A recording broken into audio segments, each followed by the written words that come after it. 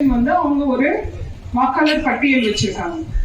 அந்த பட்டியல்ல இருக்கக்கூடிய ஆட்களை திரும்ப கம்ப்ளீட்டா 100% ஒரு வெரிஃபிகேஷன் எடுக்கிறாங்க. இதுதான் அதோடைய முக்கியம். சோ இந்த பணியை அவங்க குறிப்பிட்ட காலத்துல எடுக்கணும். இப்ப 2002க்கு அப்புறம் 2025ல நமக்கு எடுத்துக்கோம். இதுல எல்லாரும் 2 விஷயத்த வாக்காளர் பட்டியல்ல நம்ம பண்ணியிருக்கோம், ப்ரூஃப் பண்ணியிருக்கோம். எந்த விதத்துல நம்ம ப்ரூஃப் பண்ணியிருக்கோம்? அவருடைய அப்பா அம்மா பேரோ இல்ல தாத்தா பாட்டி பேரோ, ஏதாவது அதை என்ன சொல்றது, அம்மா அப்பா வழி, இல்ல அம்மா அப்பாவுடைய அம்மா அப்பா, இல்ல அப்பா அம்மாவுடைய அம்மா அப்பா, இந்த உறவுல கொண்டு போய் லிங்க் பண்ணிருக்கோம்.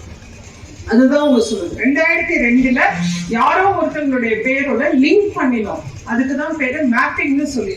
சோ அந்த மாதிரி மேப்பிங் பண்ணிதான் இப்ப இவங்கள மாதிரி 40 வயசுக்கு கீழே இருக்கவங்க, 20-30 வயசுல இருக்கவங்க கொண்டு போய் நாம இந்திய குடிமக்கள் அப்படிங்கிறத சேர்த்தோம்.